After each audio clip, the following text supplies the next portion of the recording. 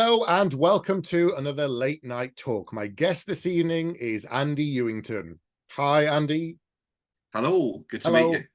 you. Finally. So many years of tweeting with each other, but it's fantastic to actually meet you well, relative person, so to speak. Yes. I think we've ran in the same circles back in the day in some of the things at the comic book events, but we'll and Bristol, and we'll come back. I'm sure we'll come on to that. Yes. So going back to your beginnings, your kind of origin story, how did you get into geek stuff? How did you get into comics, TV, fantasy? Where did it all begin for you as a kid? Really, I think it started with a bunch of these fighting fantasy Jackson and books. Livingston fighting. Yes, Yes. exactly. So it really started there. I Mhm. think sort of 82, 83 was when they started to sort of like appear on the shelves. I remember that I managed to pick one up by mistake. I think I was just browsing for something to read. And my go-to was always something like Stephen King. But there was this sort of fantasy section in W.H. Smith's back in the day. I mean, W.H. Smith is still going, but Yes. we're talking like, Oh, blimey. this was before Waterstones. This was, Yeah. probably you had Ottakers and maybe not Dylan's. What was the other one? There was another one that was running for a while back then. But anyway, Yeah, you had our price music as well. That's how old it was. And Woolworths. Woolworths. Well, I worked at Woolies, so The that thing was a is, like, certainly.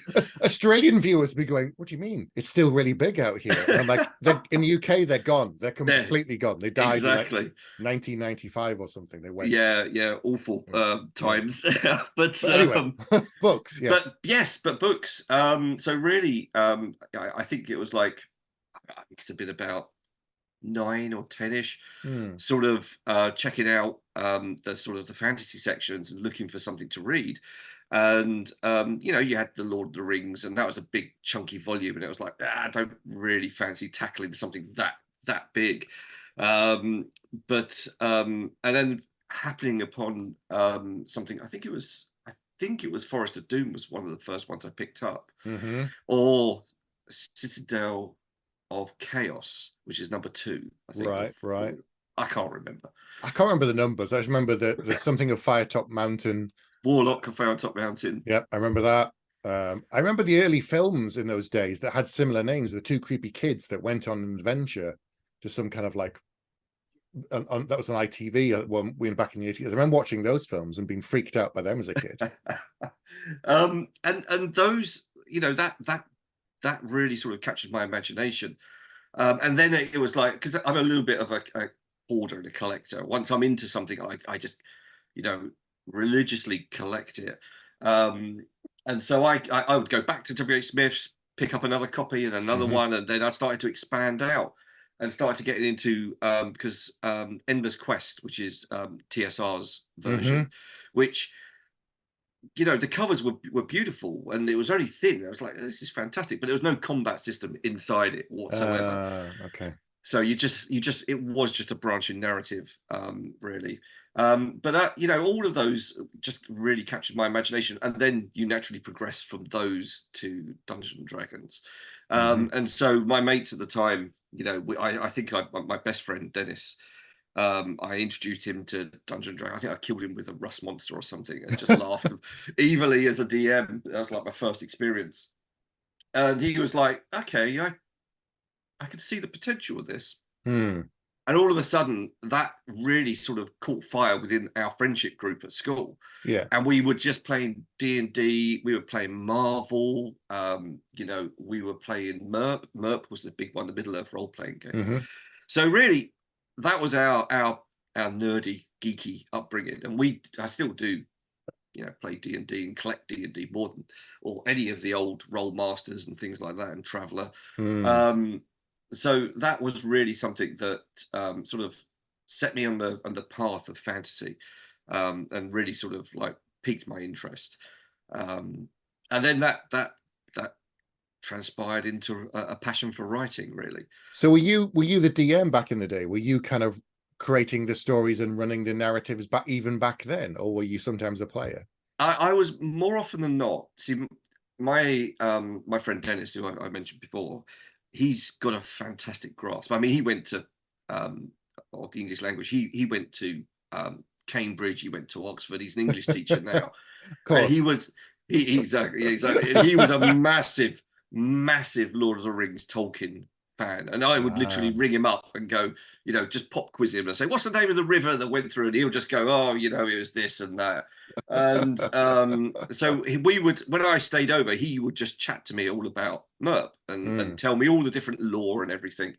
So he was the perfect DM. He was really good at it, Right. and he is still really good at it. And occasionally he'll DM for us. Nice. But obviously now that I've got kids of my own and everything, and my eldest, actually, it was like a touching moment where he said, "Dad, can we play some Dungeons and Dragons over the weekend?" And I went, "Whoa, whoa, whoa! Play Stop, cool. Be cool. Be cool. stop!" Well, maybe. There was tears in my. This Rolls is a down your kid. cheek. Yeah, exactly. This is a kid Hay that will just fever. play. Hay fever. Yeah, exactly. This is a kid that will just play Fortnite, and World of Tanks and stuff to death. And to a degree, I'll play those type of games as well. But he was literally going, "Oh yeah, let's play Dungeons and Dragons. I want my own dice," and he's been Yes. cherry picking his own dice offline and everything, going, "Oh, I want these," and stuff. So it's brilliant. It was really nice to actually DM for him and actually, not be a bartered DM, because I wanted to enjoy it and come back. So it was really Dead. cool. Oh. Yeah, exactly. I think he was something like a gold dragon, no, a red dragonborn or a gold dragonborn, and he was really pleased. He got too inquisitive, and I turned him into a green dragonborn. So now he's like, oh, okay. So he's a little bit cursed, but he'll find a way. I say it's not all bad. You'll find a way.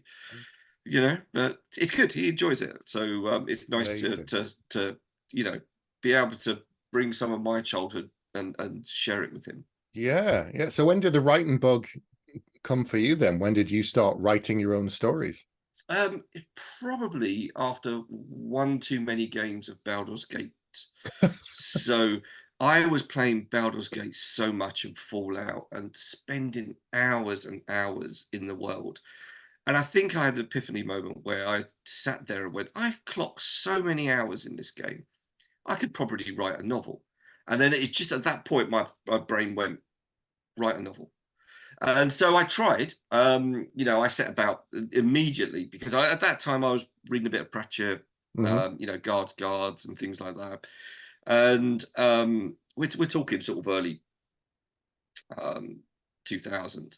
Yeah. And I was sort of like going, right, I'm going to write fantasy comedy.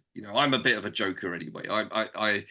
I even played a mime warrior. I DM'd. I played somebody, Tom Bookbeers, who you may see online. Yes. Hello, Tom. So you may have seen the picture of me, sort of my face all white and black.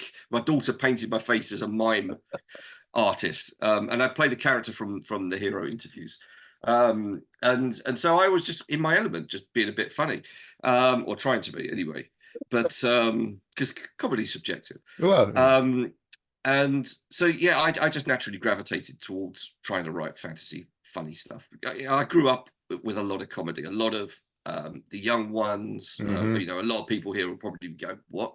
But the young ones, Comic Strip Presents, Blackadder. Blackadders. Yeah, exactly. So having and Bottom Of and course, Ed and Filthy, Rick. Yep. Filthy Rich and Catflap.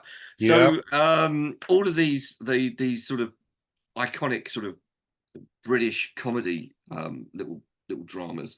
Even like Spaced, even like Yeah, Black Books, all of yep. those, because it's mix of geek and everyone thinks of Simon and Pegg now as this big. I'm like, yeah, you go back to Spaced and it's all, the Phantom Menace was 18 months ago, Tim. Yeah, I know, but it still hurts. Yeah, exactly. It's him and Bill Bailey. Yeah. It's 1990s. I got feelings. I got emotion. I cried like a baby at the end of Terminator 2. Those are the bits that give me little chills, because it's like that's the humor that I think I like to put into the hero interviews, because there is a lot of there's a lot of me in that. There's a lot of my childhood. There's a lot of those sort of Terminator and Alien jokes. But yeah, in 2000, I attempted to write a novel. Well, I did write a novel. It was like 250,000 words. I had Wow, no idea. that's a big piece. I had no idea that you don't start that big. Um, You can, but I, it's uncommon. yeah, exactly, exactly. And so we got some really good rejection letters, even from Terry Pratchett's agent said, it was really fun and really good because, I was aiming for that market, Mm, but, he's just busy with the Mr. T Pratchett. So, that's fair dues, I'm not going to, I'm not going to begrudge him that. But, it didn't go anywhere, but even so, that gave me a good grounding as to what to expect. mm, And by some quirk of fate that resulted in me sort of um, working for somebody that had a comic sort of extension, so mhm. to speak, and did a bit of publishing on the side. I managed to pitch them 45, which was my first sort of official debut graphic novel, which was predominantly prose, and it was I would say the hero interviews is the spiritual successor of that. It was 45 interviews for superheroes in a superhero world where you could have a test to determine if your child is going to be born with superpowers or not. Right. So we involved a lot of the comic book artists. Each one taking an interview. It was only a page of interview transcript, Yeah.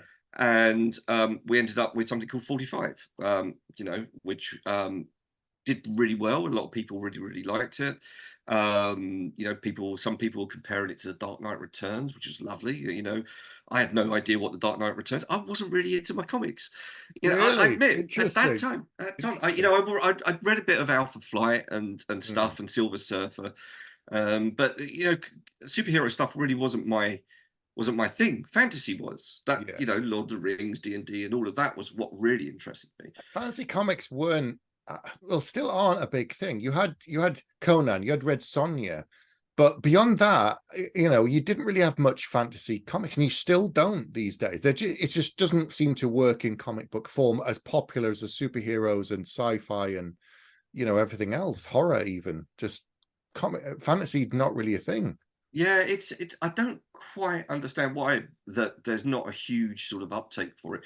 Mm, Just as it feels like a bit of a, it's a slightly different audience, whereas the fantasy kind of wants to be taken on a journey and through the world, and whereas the audience for comics tends to be sort of consuming a lot quicker. They're yeah. they're appreciating the art, they're taking it all in, and you can read it over several goes. And I just found that there were slightly different beasts in terms of Mm, different markets. So that was my first grounding in the comic industry, and I took 45 to Bristol, hmm. went to the Bristol Comic Con, done pretty well there, met a load of people. Um, I think I self-published after that with a friend of mine called Matt Woodley. Um, we did Overrun, which was a 4-issue series. So I, being a graphic designer and having a graphic design background, pulling together comics and controlling production flows and getting letterers and Mm, colorists and everything was pretty much bread and butter for me because I've sort of grown up in that sort of environment, and yeah. I've got what was Quark back in the days, but it's now InDesign. But InDesign and Photoshop, I can sort of do my own stuff and get things set. So I self-published a comic, got some good reviews. And then by chance, somebody got in touch, and I started to work with Michael Bay's had a sort of a comic company, so Mm, called I remember that. 451 Media Group. I think That was it. they're not around much these days. Yeah, yeah. And I was working with George Pelicanos, who wrote The Wire and a load of other cool books. Mark Maluk, Rob Cohen, who did the Fast and the Furious, Mm. and all of a sudden I'm working with, you know, big name writers and directors and stuff, um, which was fabulous. It was a really good grounding experience. I managed to pick up the Vikings one shot from Titan, and then I pitched to Ian Livingston. Somebody literally came out of the blue and said, "Look, I heard you're trying to do a Freeway Fighter comic. Um, I'm going to give you $50,000 $5. And I was like, yeah, of course you are. Yeah, Of course, that yeah, doesn't sure, happen. sure. No. That's not going to happen. But Matt Mastrati was absolutely legit, and he's become a really good friend of mine. And he's just Wow. a fighting fantasy fan, Mm. an investor of different things.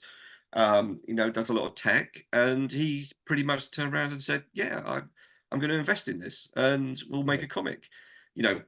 Bless Matt. I don't think we ever made the money back, but you never do in comics. But that was fantastic. I literally my writing had gone full circle from being as a kid fan of fighting fantasy books. I'd Mm. actually ended up writing a comic for one. Wow. I still want to write the game book. That's still fun, but Yeah, yeah. it's a little bit more of a bigger beast, those Mm. type of things. And maybe one day, but who knows? It's true. But what's interesting is, fighting fantasy and all that kind of split narrative thing, branching narrative, story structure and things, and that your day job basically is almost like the fighting fantasy books paved the way for your day job has become, because you're writing. Well, you used to. Now you're kind of, as you said, I know you're a more senior in the company, but you write in games company and you write stories for games. Yeah, that's right. So I'm now sort of well, I was the narrative designer over at Supermassive Games. Mm. So that was predominantly all of it was horror orientated. Again, I wouldn't say that horror is I gravitate towards, but I just ended up writing horror, and I'm absolutely fine at it. I'm quite good at writing gore and scary stuff. I worked. I still work there, obviously, but for sort of almost 2 years, I was. There was a trio of us, three guys, Paul Martin, who actually edited the hero interviews with me, um, Alex Farnham, and myself, and we were basically the writing team, and we were taking um, a game and an idea really for a game, and writing the story for it, and then leaving all the branching hooks, because as you write for branching narrative, as you're probably well aware, it's not a linear path here. The players could go in multiple directions, so you have to sort of, the way that we would work is that we would write a story from start to finish, pretty much like a movie script, Yeah. um, which would be either the really, really good ending or the really, really bad ending. The bad ending, spoiler alert, generally is Supermassive Games, is that everybody dies. So generally we start with the bad stuff, because the bad stuff includes writing all the cool gore scenes, people dying and then characters Mm. sort of reacting to that. So we would write and spend time in the writing room. Going to a writing room is fabulous. I heartily enjoy it. That's something I've not done yet, and I've been desperate to write in a writer's room. That would be something I'd love to do. I've come close in a couple of things of my own Yeah, creation, but not actually just sat down and bounced around like something. it is a good. It's funny because you always got you got like food on hand. Somebody comes up, would you like some food? Okay, we'll bring it in at 12. We go, oh, you got any biscuits? And the nice ones, the nice biscuits, and tea and all of that. All of Yeah, that go on, happens. go on.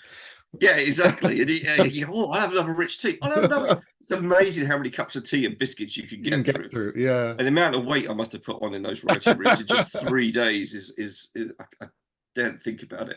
But just literally sitting as a trio and writing, and we would break it down. We would say, okay, well, look, we're going to deal with Act One today. Act One, what are the key beats? We'd already beat a rough path out before we go into the writing room, Mm. and we would just literally sit there and go, okay, well, we'll break them into chunks of 15 minutes each, because we know roughly how long the game's going to last each sort of time, and we would literally write a short, like mini arc for scene, with character points and developments, and then we would then read it out, and then we would edit it, each other's, and we would just go, right, okay, through the course of the day, I'm going to pick up this scene, I'm going to pick up this death scene, I'm going to pick this reunion scene, Mm. and we give them names for the different scenes, and then we would stitch it all together, and then we would then go back to the writing room later, and once we've got all the pieces sort of mishmashed together, Yeah. we would either do it in the studio and go to one of the meeting rooms, or we'd go back to the writing room and basically polish up all the edges. Where you got three different writers, we would then try to make it Right. Cohesive, yeah. Yeah, exactly. So it's more of a cohesive one single piece, and it works really well. It was really nice dialogue, a lot of character development, and even before we even got into the writing room, as narrative, you're having to sort of come up with all the characters, all the different locations, all the different flaws those characters have, their mini arcs, any important inventory they're going to be sort of carrying, or items they're going to be carrying around. Yeah, of course.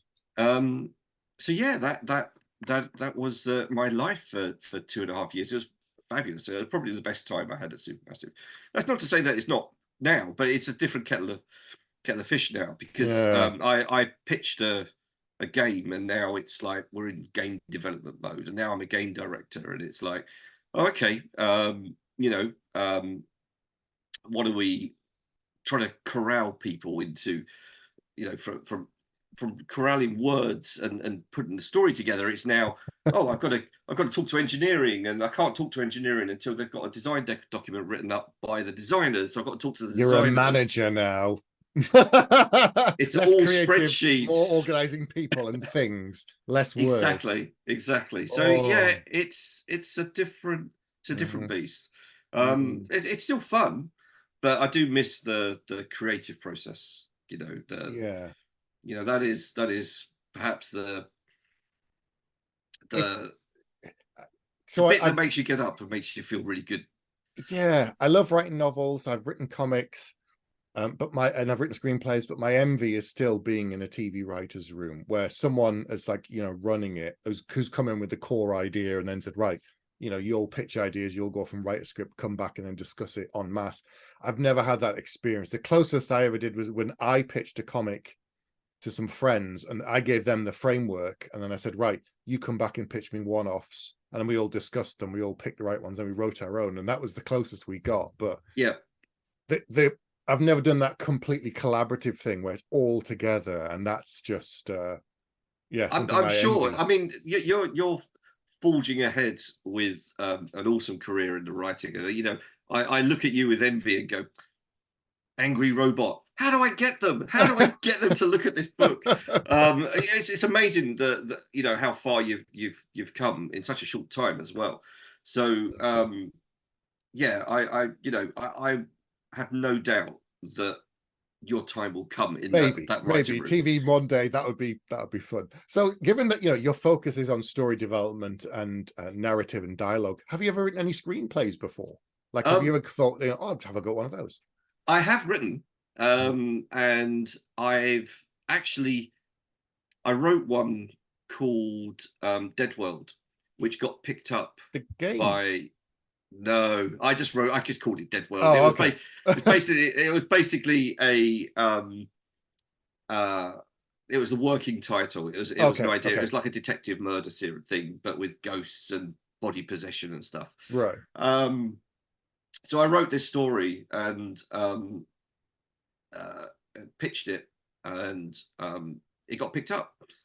It got picked up for like 7 years, and then got dropped. Okay. And so it never got made.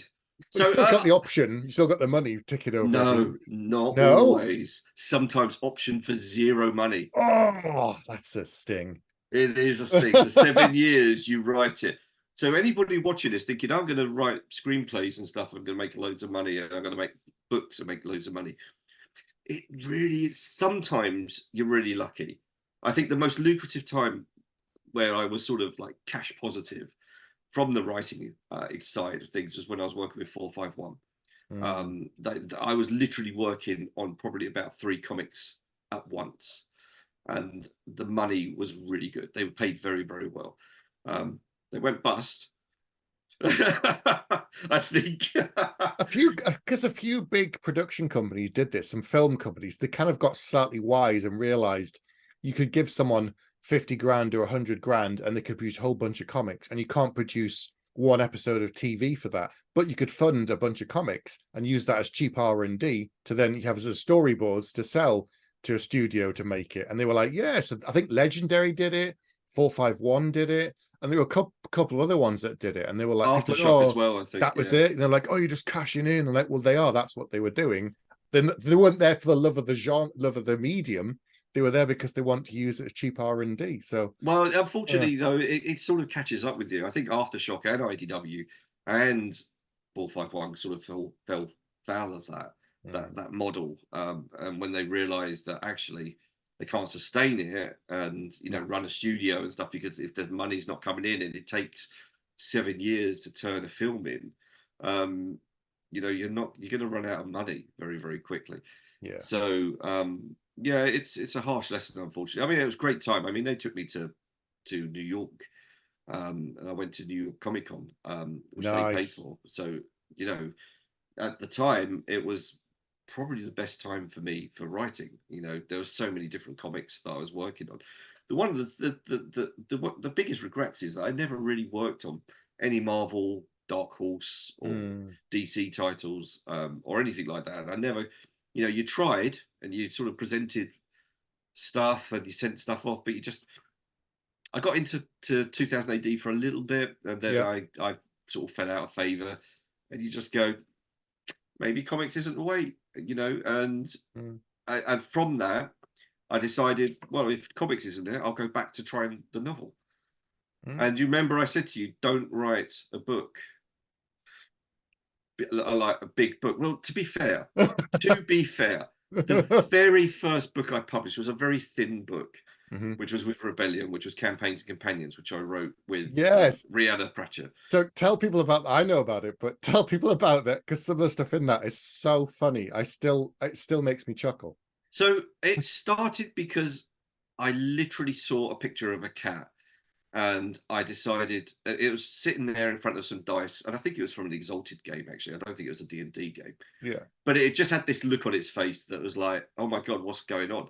And I decided to write a little bit of dialogue for it, which is about this cat sort of talking to a DM and saying, I'm going to go and do this. But obviously everything that it's doing is very cat orientated, so it didn't go through the door. Hmm. So the DM was getting more and more frustrated with it because the cat wouldn't go through the door. And so I ended up writing this sort of series of tweets. I must have wrote about, I don't know, 40 40 or 50 tweets all in one big long thread. I could do a long thread sometimes. And it went viral. I mean, literally, I posted it again. Actually, I posted on twice because I think I broke the link or something. But the first time that it went, the impressions were in the millions, and it was just getting me noticed. And I thought to myself, "There's something here," because obviously I was just writing about these cats and dogs playing D&D. You know, the cat was casting fire and the dog was going bull. Um, and all things like that. And so I just sort of mashed together cats and dogs, their tropes, and Dungeons and Dragons, really. And then from that, I decided, oh, you know what, I'm going to pitch this to the books. Somebody's going to want this. So I punted it around a few people, and Tor didn't want it, but they were kind enough to punt it to Rebellion. Hmm. And Rebellion said, we want it. And so I worked with Alex DeCampi, Callum Alexander Watt, who's an amazing artist, and I got Rihanna Pratchett involved. Mm. Um, I, I know from ages ago, and I'd always wanted to work with Ree. I'm a very collaborative person. I'm quite happy to just bring people to the fold rather than going, it's all mine, it's all mine, it's mine. I can get like that sometimes when it's my idea. I can go, it's my idea, it will work. But I'm quite happy to sort of bring others in, and we did really well. We got a publishing deal. Mm. Rebellion published it. They wanted to do some more sort of Cat Cthulhu ones, Right. Bit which darker. it was, yeah, and I could see it working for maybe one or two jokes, but I had so many sort of fantasy jokes lined up because I've written so much. Yeah. I was like, no, I don't want to do Cat Cthulhu. I want to do another fantasy one, and they were like, no, we don't want to do another fantasy one. So it never went anywhere after that one. But it did inspire me to go, you know what? I think I've got the wherefore out now to try and write a novel. And do you remember when I said at the beginning, You did a 250,000 word fantasy novel. I said, I'm not going to make anything. Not going to do it reach. again. Not going to do that Never again. going to run it. No. This is 195,000, which I didn't quite reach. I didn't quite reach, but I did write a very chunky book. So this is the hero interviews. Yep. There you go. So tell people about the hero interview, because all the other stuff has basically fed in some ways and led you to this. I kind of feel like it exactly. It felt like it was inevitable. And so it is I call it the spiritual successor to 45, which is the graphic design, the graphic novel for superheroes that I started with.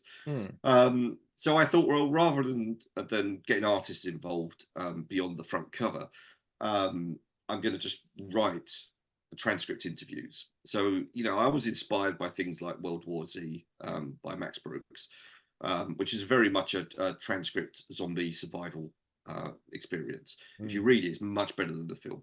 The film's all right, but the actual experiences are a little bit more like that sort of Vietnam first-hand experiences of being in the front line and talking to people on the aftermath.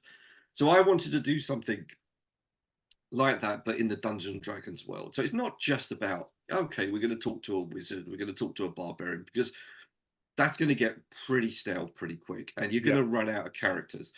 So I thought, well, actually, let's give it a twist. Let's give it, the person doing the interviewing is, in effect, your journalist, your lore master, and he comes from a family of adventurers, and he's looking for his brother who'd gone adventuring 10 years ago and just disappeared off the face of the earth.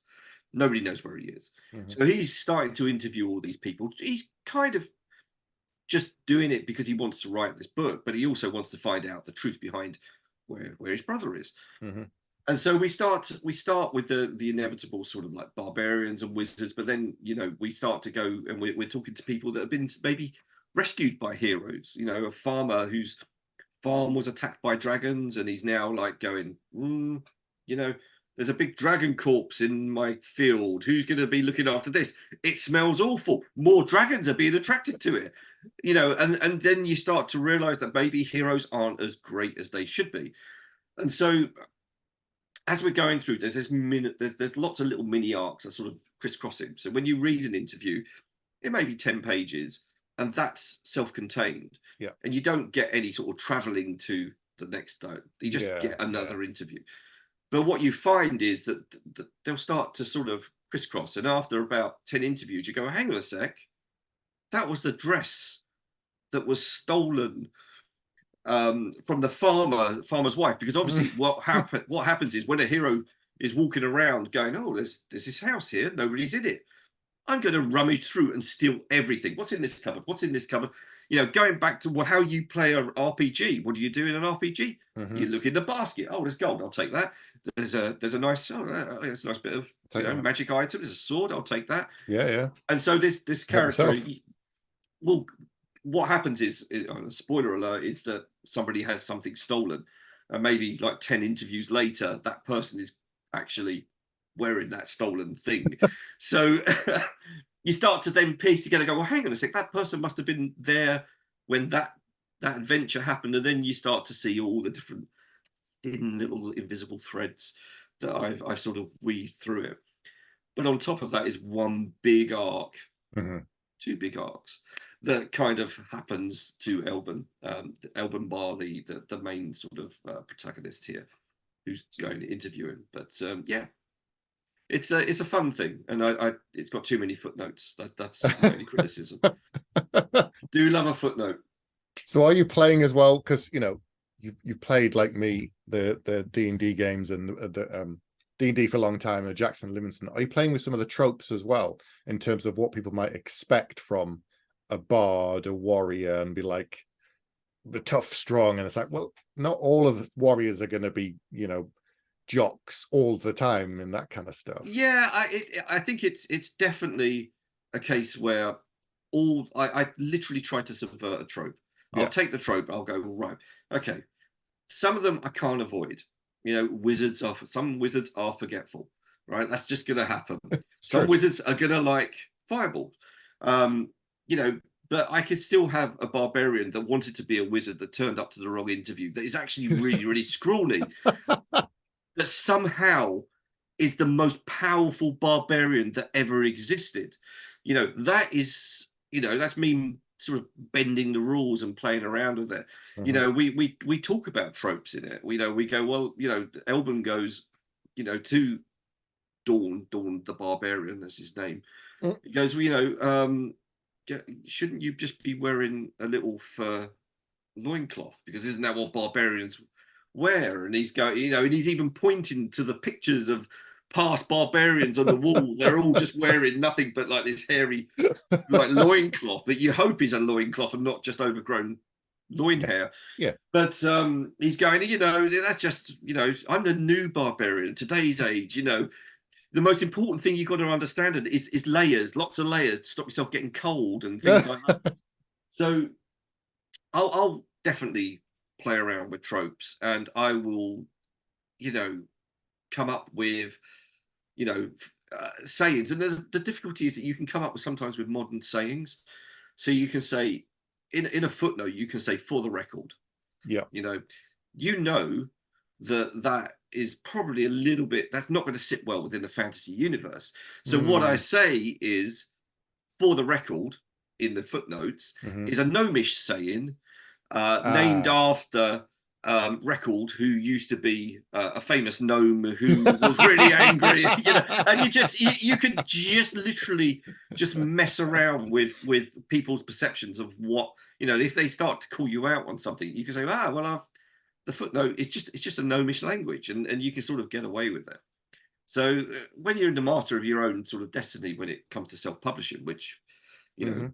let's be truthful, who's really in their right mind going to publish something like this size um, with 1,700 footnotes? Um, you know, you can make your own rules. You know, I haven't got an editor sort of telling me off. I mean, I did have an editor on this. Obviously, Yeah. Paul Yeah. Yeah. got Yeah. involved, and a lot of the beta readers, Erica, and you know, some of the other guys all contributed and said, you know, maybe that doesn't quite work or this doesn't quite work, and you just sort of go, okay, all right, fair enough, um, and you just go, yeah, let's just change it, you know, or nah, I'm going to keep it, So did you you know. build the world like as you were going along? You didn't build all the different classes and stuff beforehand, No, the everything, characters. even the ending, Yeah. was pretty much done on the fly. Right. Okay. I You're had a rough, discovering it. I had a rough idea of what I wanted to Yeah. do for Yeah. the end. You know, I had a direction. You know, I'm working. Funny enough, I'm working with Erica on the next book. Mhm. She's going to co-write with me, which is the Hero Diaries. Um, so we're literally going to be doing a sort of a monthly diary in Adrian Mole style Right. of a character going through on an adventure. So and it's a lot of laughs and stuff. Um, and it's the same process. You kind of plan a little Mhm. bit. You go, well, maybe we'll do this, and maybe they go here, and maybe this happens. You know, I've got no idea what happens in the rest of the books apart from this first book, and we're planning to do 12 books. I've got Wow. no. I've got a really thin, paper thin idea for the ending, how it Right. ends, and a Oh. couple of beats. The rest of it, I'm just going to freestyle. Okay. Well, some writers do that. They just discover it as they go along. They prefer that. They can't work with a plan too much. They find it too restricting. They find it smothers their creativity, whereas other people can't work without, they can't get a trampoline without the net there. They're just like, no, it's too much. Like, I just can't go on the high wire. It just feels like I'm gonna, it's How do whatever. you work? So I'm a planner, but only up to a point. all, Yes. all my books, so I always know the beginning, the middle, and the end, and I have milestones Yep. and various chapters, and so I know roughly what happens, but I don't always know how I get between the beats, and that's Yes. where the creative weirdness comes in. And sometimes it's great, sometimes I read it back and be like, that doesn't go anywhere, that makes no sense, that gets cut out. Yeah. Sometimes my editor says, it's an interesting aside, has nothing to do with the rest of the book, take it out. Okay. Yeah. Yeah. But I know some authors plan like every single beat of the entire chapter down. They have like, 70,000 word plan before they start writing. And I find that that would be too much for me. I'd just be like, I'm just joining the dots. It's just a dot to dot at that point. That'd be Yeah. so Exactly. tedious. I just need a you know, a start, like yourself, start, Yeah, middle, and end. I need to know roughly where it's going, and I can, you know, very loosely, just a couple of lines going. Okay, they're going to be in a swamp here. They're going to get to the castle here. They get into the yeah, dungeon here.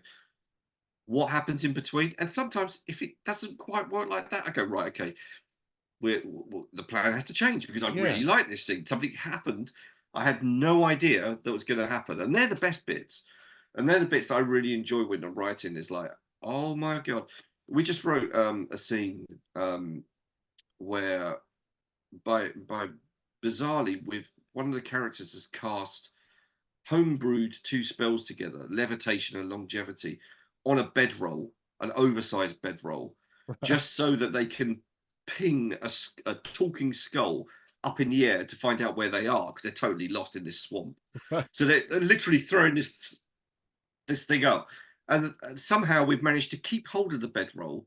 We kind of rolled it up and put it into the backpack, and the characters now walking around, sort of going, "Oh, I'm a little bit lighter now because this bedroll sort of levitated me off the ground." Um, and we've gone into some lava traps, and now the bedroll's on fire as they're trying to get across the lava before it sort of burns up. And that was never planned. It Mm. just happened as we were writing it, and it just sort of appeared. And now we got this quirky little bedroll scene that's going to end with the bedroll going up in flames, but it was quite nice while it lasted, if you know what I mean. It's fun. It's fun to just experiment and you know, I don't always finish writing on the end of a chapter. I so sometimes it's halfway through a chapter, and I come back and then I just sort of start playing around with where I was, and I'm just like, oh, don't know, let's see what happens. And it's experimentation. It's, you know, I love that. Mm, It's part of the joy. My thing is, if it's boring to write, it's going to be boring to read. So, yeah. you know, I'm just like, I don't want it to be. I want people to have fun with it. Um, so we're both big fans of Terry Pratchett. Obviously, he wrote fantasy very much mixed with comedy, and he was basically the king of it. But all of his books, I mean, on the surface, they're just fun adventures, and they're amusing and they're very hilarious. But all of them were always about something as well. He was always writing about the modern world. Have you Mm. done that in the hero interviews as well? Are you talking about contemporary things? Because I do that with my books, like, all the time as well. I Yeah, can't help it. I have fallen into a little bit of a homage to Sir Terry there. I do take contemporary things and shove them in. I mean, I think there was I mentioned a gnome that, Mhm. you know, foolishly bought um, Twitter type of thing, and I've wrapped it up into a fantasy thing. It can't just buy Twitter, but you know, without making it, giving it some sort of grounding and context. I can't 100% remember exactly, but there's lots of contemporary commentary. There's a lot of contemporary films in there. There's a couple of films in there that are so old that you know people. I've got stuff in my books that if people spot it, it's a miracle. Yeah, Every now and then, someone will be like, "Was that a thing from Predator?" And I'm like, "Mm-hmm." yeah, exactly. Mm-hmm. Yeah, I've got. So I mean, in the Warrior, there's the Billy scene from Predator on right. on the bridge with the knife. Yep, It's basically that. There's that. right. There's a moment like that. And I think two people have spotted it, have gone, "Wait, that gives me weird vibes." I'm like, "Mm-hmm." And if you know, it's fantastic if you can slide it in. I mean, I think I make reference to the Thieves Guild and how the wizards have been hired by the Heroes Guild to basically get rid of all sort of secret dens. So they've hired a bunch of wizards who can't be reasoned with, can't be bargained with, and will not stop until every single Single one. is burning ash. So you know, and you know, you and I know exactly where that line's from, and so it's a great moment to sort of slip something like that in, you know, under the parody clause. Mhm. You know, I've even sort of referenced legal problems, you know, within copyright names and stuff like that. So Oh. I've got my own sort of herald guild with their arcane copyright magic, Right. who get very nervous because when wizards retire, they retire to the coast. You can see where I'm going here. That's very close to the knuckle. Do they So play cards by any chance? On they the could. coast? They get that may be the next thing that they do. I'm going to steal that. You're going to get a little credit for that. But Poker. Maybe yeah, they play poker. yeah, exactly. Why not? They may just collect cards, and Yeah, trade it with that's themselves. they're collectors of some kind. Why not? Exactly, Yeah. exactly. And they don't do magic sort of spells anymore. They just fight with these cards against each other to be They're seen who's the retired. best. Yeah. Yeah, exactly.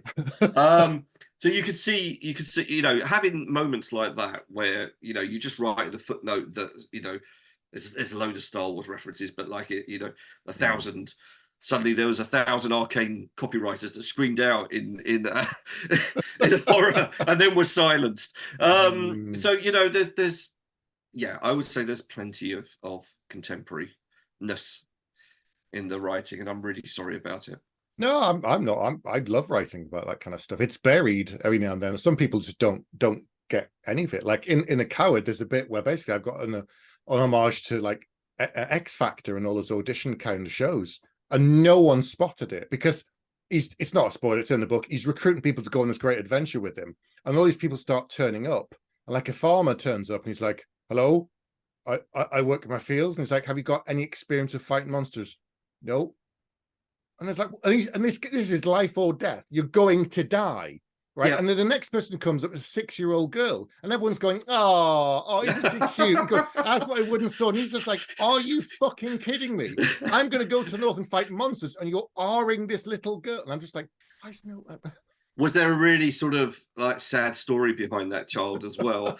Like their small puppy has Was a got very like 3 legs. brown smug man in high trousers decides whether or not she carries on. Yeah. But it's just, but things like that are just certain things, and yeah, it's it's in there. It's in there. It's good fun. Yeah, and you're a writer after my own heart. If you've managed, I really want to read. The Coward's got all sorts in. It's got stuff about heroes. It's got stuff about celebrity culture. It's got stuff about all this kind of stuff that's in there. And it's all about the fact of what makes a hero a hero. Why do we put people on pedestals? Why do we forgive them certain things? Oh, well, it's just so and so. I'm like, hang on, if it's someone else in the street, you'd take them to the police. So yeah, it's a quest adventure book reimagined with a whole bunch of other stuff under the surface. That's what it's actually about. But I can't help it. Not every story. I don't preach in my books. I hate books that tell you how to live, tell you what you should be thinking, praying, feeling.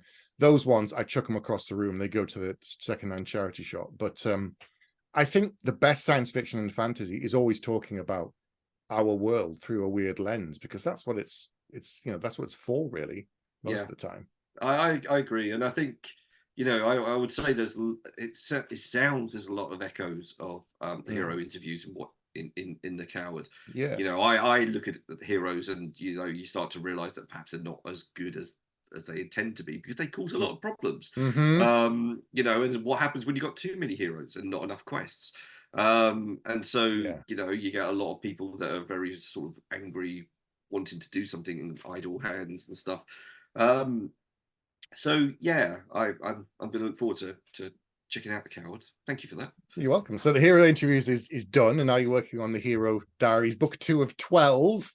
Book 1 of 12. Book 1 of 12. That's not even hero interviews is just 0. Book 0. Book 0. So hero interviews is the, I would say it's the world builder. So that's the that's the world builder, whereas the Hero Diaries is really the adventure. You're not doing like another 200k book again, are you? No. The way that we've worked it is you do it with the best of intentions. I thought to myself, just an entry a day. If I write 30 entries, 31 entries, that's a month. That will get us a cliffhanger ending, and we get to the end, and it's like, oh, what happens next? Start book 2, and we write 30 or 28 days for February, 29 days, 30, whatever it is. And in the best of intentions, if you look at something like Adrian Mole, their entries are only about that big. Yeah. They That's weren't big not books, no. that's not a lot. I've still managed to it's still like 6 pages a day. The book is getting bigger and bigger. I'm trying to keep it down. It doesn't want to, as much as I want A it to be slim small. 100,000 novel, a 1,000-word novel. I think it will be around about. I think it'll be around about 50,000, 50 or Oh, 60,000, which I think is enough. yeah. But if you times that by 12, Yeah. Yeah. You're getting into like the how come is it Will White that's done these kind of novels, and they're all quite slim, and he's done like 16 or 18 of them, self-published ones, fantasy progression novels. There's a yeah, lot of them, but they're all like, slim Jims. yeah, So that's what I'm aiming for this time as a sort of mm, an experiment to see how that goes. mm, I can't imagine when I'll finish it. Um, like anything, the hero interviews was a strange one. I was really dedicated. mm. I was really focused because my mum died um, sort of midway through it, and it was like, this is going to be. She always wanted me to write a book, and this is going to be my thing. Now that we're a couple of years down the line, and I'm like, I'm this book. I mean, to write all of that has taken a lot out of me. Yeah, So I'm being a little bit slower on the next one. I'm not as sort of like I'm going to be doing it today, um, but I have. I'm probably on about day 22 of sort of 30, 31.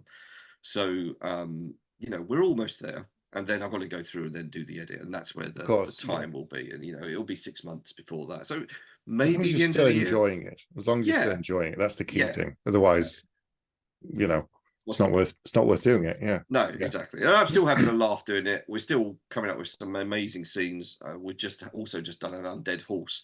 So the necromancer has raised an undead horse that was on top of the cart. And then they stole said undead horse and cart and rode to town on it downhill. The problem with undead horses and anything raised in my world is that they don't last long, and they explode into balls of dust at Mm. any given time. And Ah, so as they were trying to get to town downhill very fast, the horse exploded, and now they're just on a cart that's rolling a towards runaway town. cart. Okay, Yeah. So downhill. it's just these things that happen on your average. Necromancer. These tough days. Yeah, Yeah. it is pretty much a bonkers look at an adventure and how everything could go wrong. But hey, Sounds like a lot of fun. Sounds it like a is lot of fun. very good. Well, thank you for coming on and talking to me and telling me all about this. I'm going to put links down below so everybody can find the hero interviews and links to your other work as well, and you on social media. But yeah, thanks for joining us, and I'll speak to you all soon. Good night, everyone. Perfect. Pleasure. Thank you. Take care. Bye.